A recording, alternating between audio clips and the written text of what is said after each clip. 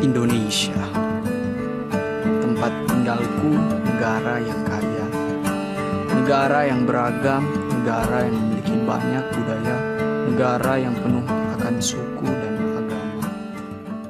Selamat datang kembali di Rumah Ilmu. Saling bantu, saling jaga, cari ilmu di rumah saja. Assalamualaikum warahmatullahi wabarakatuh.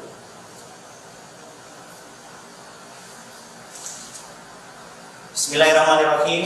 Alhamdulillahirabbil alamin. Allahumma shalli wa sallim ala sayyidina Muhammad wa ala alihi wa ashabihi ajmain. Amma ba'd. Anak-anakku kelas 9, bagaimana kabar kalian hari ini? Sehat? Semangat? Harus. Ya, harus tetap sehat dan semangat. Bagaimana kabar orang tua di rumah? Mudah-mudahan orang tua kita di rumah juga dalam kondisi sehat, oleh Allah dikaruniai rezeki yang halal dan barokah, sehingga bisa mengantarkan kita menggapai tujuan kita menjadi anak-anak yang kelak nanti bisa berhasil dunia dan akhirat. Makanya anak-anak, ayo, kalian masih muda, masih punya energi yang full, masih punya semangat, gak boleh malas-malas, harus semangat. Pandemi bukan sebuah alasan kita kemudian tidak berbuat apa-apa. Tunjukkan anak-anak Surabaya adalah anak-anak yang bisa dibanggakan. Kondisi tidak membuat kita lemah, tapi membuat kita semakin semangat. Itu nak ya. Kemudian anak-anak juga jangan lupa di tengah semangat kita untuk menggapai masa depan, jaga protokol kesehatan. Apa itu? Selalu pakai masker, cuci tangan pakai sabun dengan air mengalir, dan jaga jarak. Insya Allah protokol kesehatan ini kalau kita jaga, kita akan diberikan tetap kondisi sehat. Bukankah dengan sehat kita bisa lebih maksimal ibadah? Bukankah dengan sehat kita lebih maksimal belajar, lebih maksimal menggapai tujuan dunia? Ya, baik anak-anakku, hari ini Bapak tidak sendirian, akan ditemani oleh guru kita yang luar biasa. Assalamualaikum Ustaz Farid. Waalaikumsalam warahmatullahi wabarakatuh. Bagaimana kabarnya Ustaz? Alhamdulillahirabbil alamin. Alhamdulillah. Nah, hari ini duet maut anak-anak ya, karena hari ini ada dua tema yang luar biasa tentang tajwid. Nanti beliau Ustaz Farid yang akan mengajar kita bagaimana kita membaca Al-Quran lebih sempurna sesuai dengan kaidah yang ada. Anak-anak, sebelum sampai ke sana, baik akan Bapak bacakan dulu materinya nanti, tapi sebelum itu kita akan baca Al-Fatihah dan doa di awal pembelajaran yang akan dipimpin oleh Ustaz Farid. Silakan Ustaz. Baik, terima kasih Pak Iman. Anak-anakku sekalian, mari kita berdoa sama-sama. Mudah-mudahan dalam pembelajaran ini bisa bermanfaat untuk kita semuanya. Semuanya di tempatnya masing-masing kita berdoa. A'udzu billahi minasy syaithanir rajim. Bismillahirrahmanirrahim. Alhamdulillahi rabbil alamin. Ar-Rahmanir Rahim. Maliki yaumiddin. Iyyaka na'budu wa iyyaka nasta'in. Ihdinas siratal mustaqim. Siratal ladzina an'amta 'alaihim ghairil maghdubi 'alaihim waladdallin. Amin. Raditu billahi rabba wa bil islami dina wa bi Muhammadin nabiyyan wa rasula. Rabbi zidni ilma warzuqni fahma bi rahmatika ya arhamar rahimin. Terima kasih anak-anakku. Kita kembali ke Pak Iwan. Alhamdulillahirrahmanirrahim. Kalau sudah kita awali dengan doa, insya Allah akan lebih berkah ilmu yang kita dapatkan nantinya.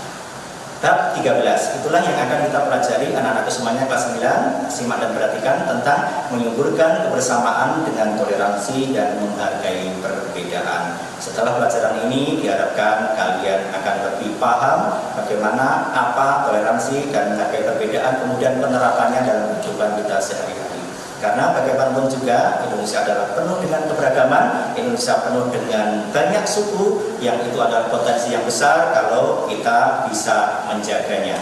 Di sesi awal, seperti yang tadi Pak Imam sampaikan, adalah tentang bagaimana kita membaca Al-Quran. Dan di bab ini, kalau kalian nanti tahu tentang bacaan Baqarah. Sebelum kita melanjutkan ke materi, anak-anak, kita lihat dulu KD-nya yang harus kita pahami hari ini.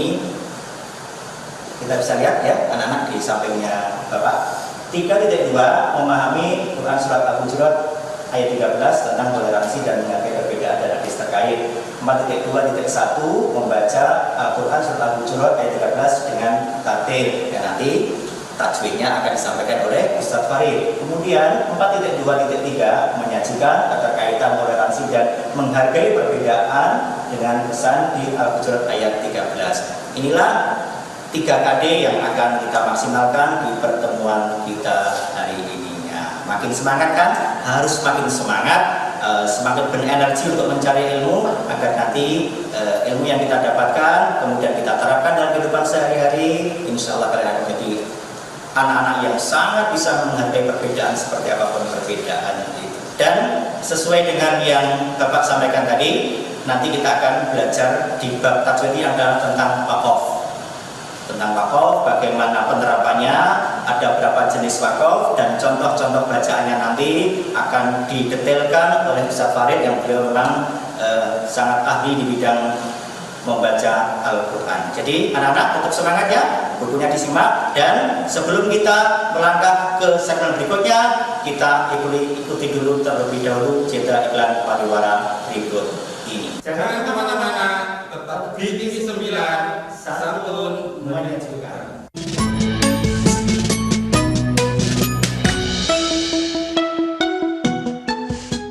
KPU Kota Surabaya mengucapkan terima kasih dan apresiasi yang setinggi-tingginya kepada pemilihan serentak lanjutan di Kota Surabaya tahun 2020 telah usai dilaksanakan. Terima kasih atas partisipasi telah menggunakan hak pilih dalam pemilihan serentak lanjutan Kota Surabaya. Kini saatnya berpadu membangun Kota Surabaya. Pemilihan bermartabat, Surabaya hebat. Tak guna meratapi gelap, nyalakan lilin, ayo fokus memutus persebaran COVID-19. Rawat yang sakit, bantu APD tim medis, santuni yang terdampak ekonomi, dan tak henti berdoa. Salurkan atensi dan donasi Anda melalui NU Peduli di rekening NU Kerlasisnu Jawa Timur atau melalui Yayasan TV 9 Peduli Umat. Kuatkan imun lawan corona dengan Imun Plus. Imun Plus merupakan formula berisi probiotik, bakteri mikroflora, baik yang berfungsi untuk meningkatkan daya tahan tubuh dan melawan virus. Imun Plus juga mengandung nutrisi kaya vitamin dan sumber antioksidan buah sirsak, madu, kulit manggis, dan propolis. Imun Plus, nutrisi suplemen probiotik sari buah untuk meningkatkan daya tahan tubuh Anda. Syajaratul Ma'arif, tuntunan Quran mengihsankan pikiran, perkataan, dan perbuatan.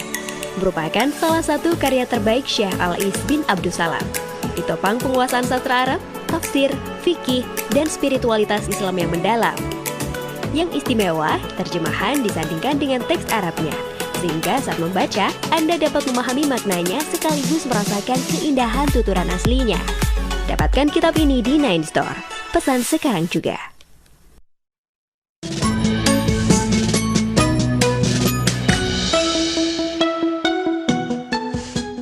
Selamat datang kembali di Rumah Ilmu. Saling baku, saling jaga, cari ilmu di rumah saja. Ya, kembali lagi kita untuk belajar hari ini di bab 13, dan seperti yang tadi Bapak sampaikan, kita akan belajar ilmu tajwid, tepatnya tentang waqaf yang akan disampaikan oleh Ustadz Farid. Pak Ustadz Farid, monggo. Terima kasih Pak Imam. Anak-anakku sekalian, marilah kita masuk ke materi yang pertama, yakni tentang pelajaran tajwid.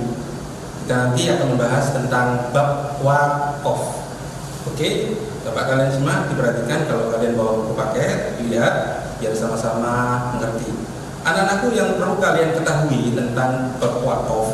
Wakaf sendiri mempunyai arti yaitu berhenti, ya, berhenti pada setiap kali kalian membaca Al-Quran, ya, harus bisa dipahami benar-benar. Kemudian anak-anakku, pengertian wakaf memutuskan suara di akhir kata untuk bernafas sejenak dengan niat meneruskan bacaan selanjutnya. Itu wakaf, ya. Jadi kalian harus bisa memahaminya. Nah, kemudian wakaf di sini nanti dibedakan menjadi 5 macam. Ya, di antaranya sebagai berikut. Yang pertama yakni wakaf lazim. Wakaf lazim ini artinya harus berhenti, ya, harus berhenti. Wakaf lazim ini disebut juga wakaf tam, ya, wakaf tam, wakaf sempurna. Biasanya di dalam Al-Quran itu ditandai dengan huruf mim kecil, ya, mim kecil. Ini kalau kita membaca Al-Quran terdapat wakaf lazim, maka kita harus berhenti.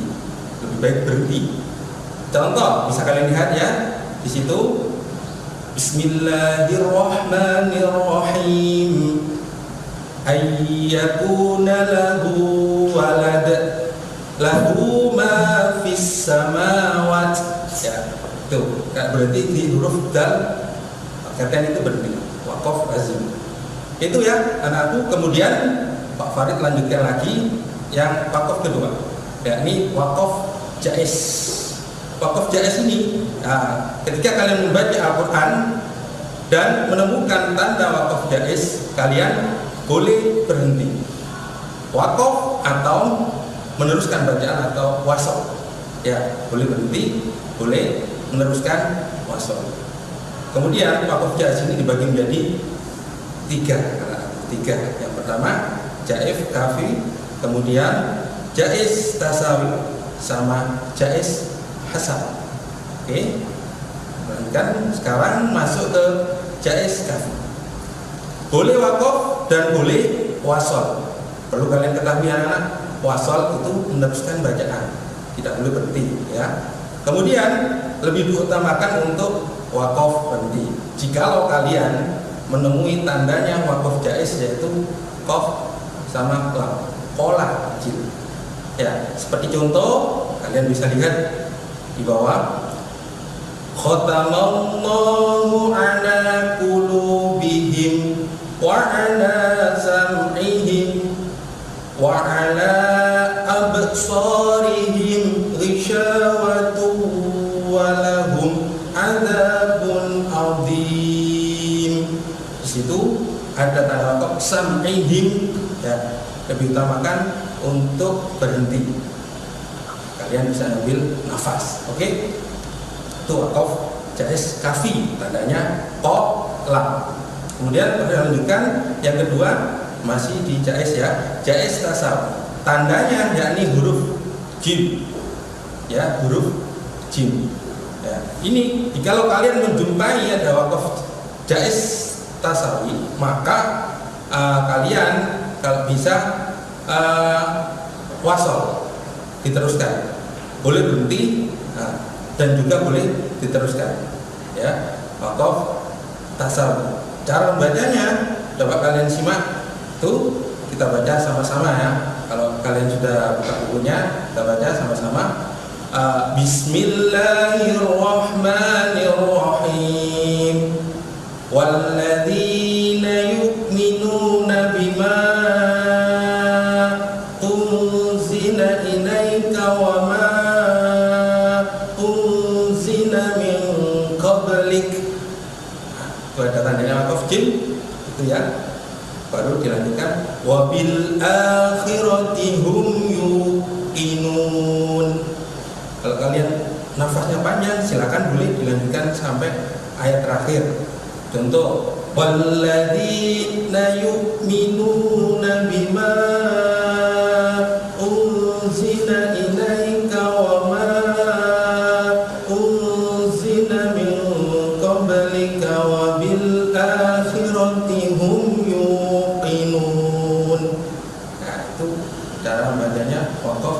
Jais Tasawuf. Kemudian yang ketiga masih di Jais ya, Jais Hasan, yaitu tandanya sol sama lam.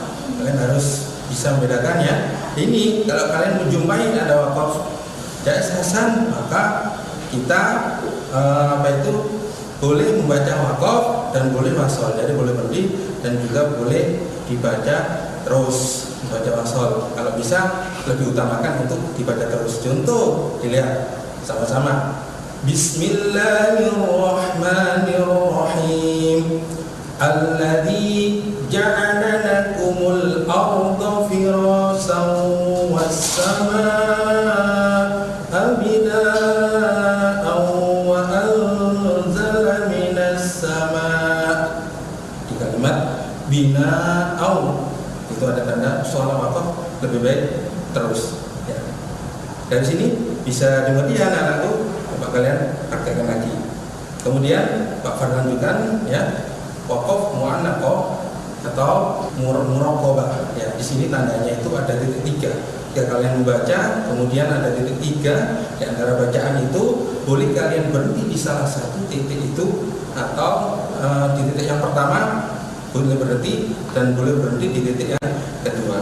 Tapi pada umumnya berhenti di titik yang kedua. Contoh, di dalam surah Al-Baqarah ya, Dzalikal kitabu la raiba fi, berhenti di sini. Kemudian melanjutkan hudal lil muttaqin.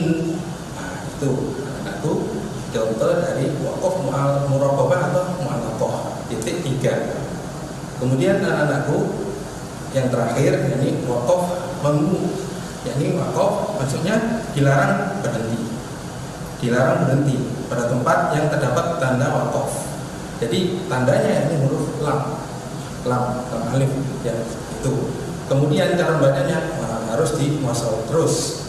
Seperti contoh, qalu inna ma'akum innama nahnu mustahzi'un. Itu ada tanda wasalnya. Terima kasih. Mudah-mudahan bisa bermanfaat untuk kalian ya. Kalian bisa mempraktekannya. Kemudian tetap semangat. Saya kembali lagi ke Pak Imam.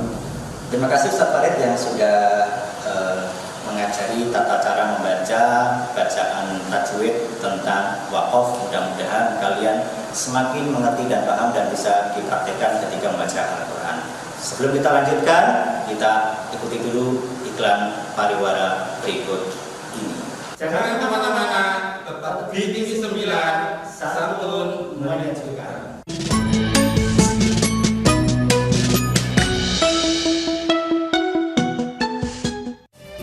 Ensatik, sakti menyembuhkan nyeri sendi dan rematik.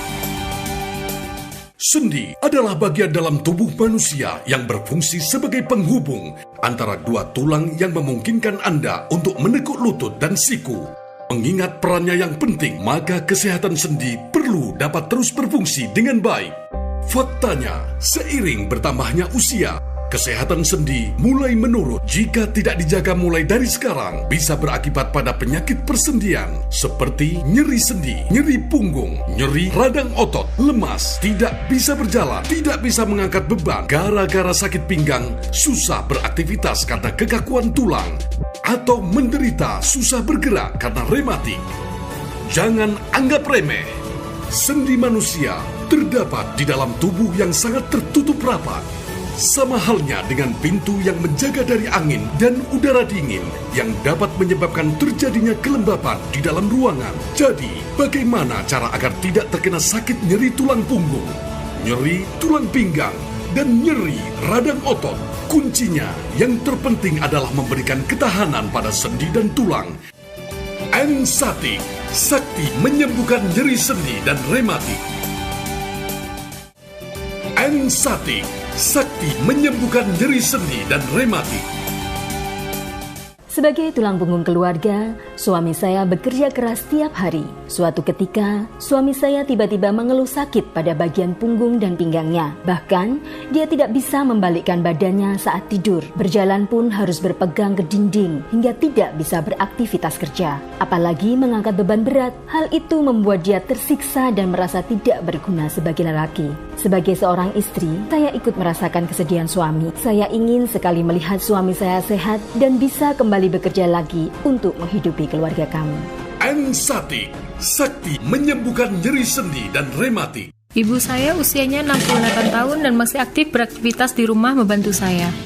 Ibu saya terkena penyakit nyeri radang sendi, sampai lututnya bengkak. Setiap pagi dan malam, ibu saya mengeluh sakit nyeri pada sendi otot jari tangan. Dan sekitaran pinggangnya, katanya sakit sekali jika digerakkan secara normal. Saya ingin sekali melihat ibu saya kembali sehat dari sakitnya. Ensatik, sakti menyembuhkan nyeri sendi dan rematik. Sendi kaku, sendi pegal dan lemas adalah masalah yang selalu dihadapi seiring bertambahnya usia. Sering terjadi pengausan sendi di tulang rawan, kesemutan, bengkak, nyeri dan masalah lainnya. Ensatik terbuat dari bahan alami pilihan yang akan meredakan nyeri tulang, nyeri sendi secara cepat. Jangan salah pilih. Nyeri sendi, nyeri radang otot, nyeri tulang punggung, nyeri tulang pinggang, rematik. Obatnya Ensatik.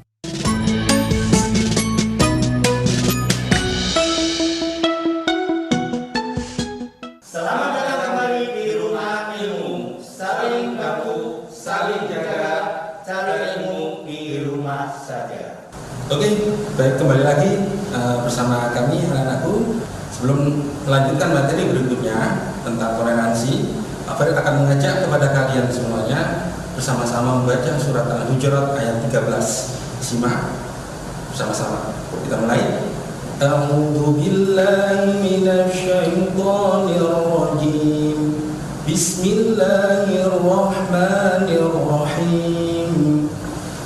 Ya ayyuhan nasu inna khalaqnakum min dzakarin wa unsa wa ja'alnakum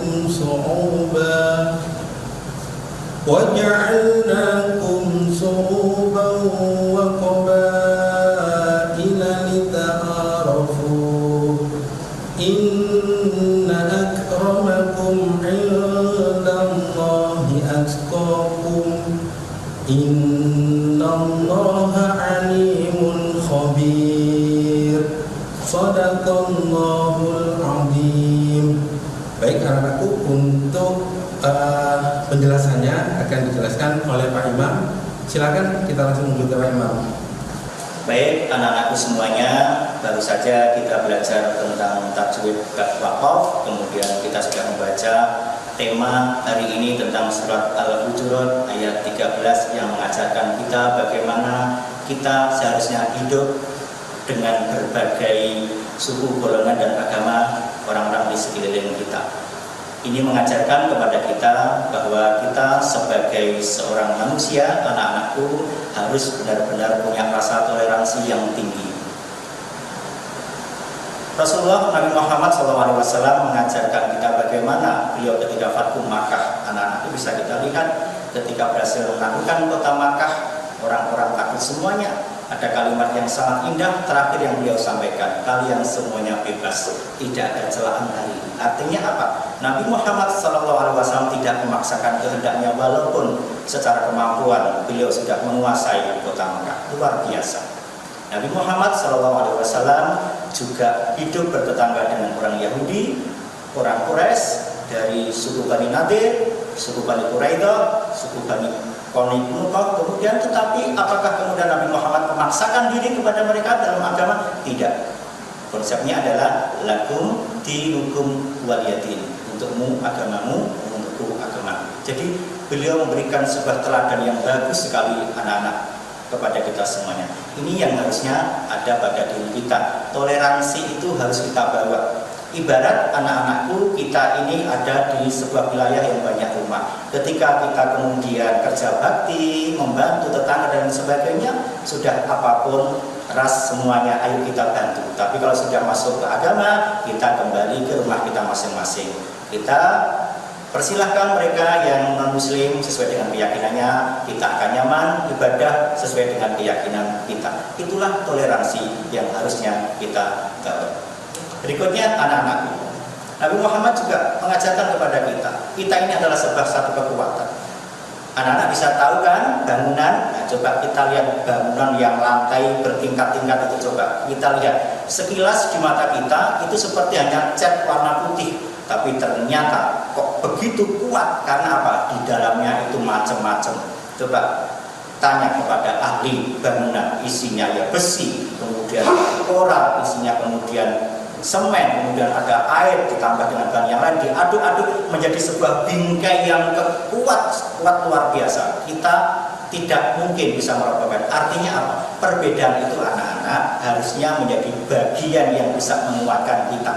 Jadi tidak ada kemudian kita saling mengejek kepada temannya, kita saling menghina kepada temannya, agamanya, sukunya dan sebagainya. Karena semuanya sesungguhnya adalah saling menopang, memberikan kekuatan kepada kita.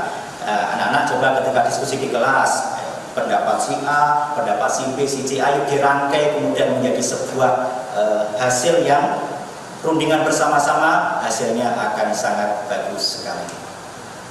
Jadi kebersamaan itu anak-anak menjadi bagian terpenting dalam kehidupan kita. Seperti apapun kita butuh ditopang oleh yang lain. Kita bisa tahu, anak-anak kasih contoh misalnya mobil di jalan itu, coba unsurnya banyak sekali di dalamnya, ada ban, ada kaca, ada kemudian kabel, ada saling menopang, saling mensupport, saling mendukung, jadilah sebuah kendaraan yang enak dinikmati, dirasakan. Karena apa? Karena banyak perbedaan. Kalau kemudian mobil itu hanya ban saja, tidak ada kenyamanan, tidak ada rasa nyaman di dalam. Karena perbedaan itu kemudian dirangkai anak-anak, jadilah sebuah kekuatan. Kalian hidup di masyarakat bersama keluarga kita kan macam-macam, mungkin kalian dengan kakaknya berbeda, kalian dengan orang tuanya mungkin beda pandangan. Harusnya ini saling menguatkan, tidak saling jauh, tidak saling merasa paling benar, tidak merasa paling hebat. Harus didiskusikan sehingga muncul sebuah keputusan bersama. Jadi seperti itu anak-anak, toleransi itu kita sudah diajari banyak di sekolah kita, seperti kalian ketika berpramuka, ikut ekskul pramuka misalnya, coba diajari bagaimana bekerja sama itu. Itulah makna toleransi dan bisa menghargai perbedaan. Perbedaan ini jangan dijadikan menjadi alat untuk saling menjatuhkan. Jangan, ayo mulai kalian kelas 9 ini, ayo nanti mungkin setelah ini kalian lulus, kemudian orang tua diskusi sekolah di A, si B. Nah ya, coba perbedaan ini coba ayo kita kemudian disatukan menjadi kekuatan yang baik. Keputusannya orang tua kamu harus sekolah di A dengan berbagai pertimbangan dijalani. Semuanya harus didiskusikan karena kita itu kan berbeda karena berbeda itu tidak semuanya bisa satu, tapi bisa menjadi kekuatan yang hebat. Makanya anak-anak toleransi harus dipegang dalam kehidupan kita. Nah, sebagai terakhir, anak-anak ada 2 soal yang nanti dikerjakan dan itu nanti dikumpulkan di guru masing-masing ya. 1, ada 1 teman sekelasmu baca Al-Quran namun tidak memahami macam-macam wakaf sehingga bacaan Al-Qurannya salah. Maka sikapmu itu seperti apa? Tulis. Yang kedua adalah bertoleransi dan menghargai perbedaan perlu dibiasakan dalam kehidupan sehari-hari. Terus tuliskan manfaat toleransi itu apa? 2 soal. Mudah-mudahan bermanfaat. Baik, anak-anakku semuanya, demikianlah pembelajaran bab 13 hari ini tentang toleransi dan tentang wakaf. Mudah-mudahan memberikan manfaat untuk kita semuanya. Anak-anakku semuanya, kita akhiri pembelajaran kita hari ini dengan baca doa kafaratul majelis. Kita baca sama-sama, mudah-mudahan berkah. Subhanakallahumma wa bihamdika asyhadu an la ilaha illa anta astaghfiruka wa atubu ilaik. Assalamualaikum warahmatullahi wabarakatuh.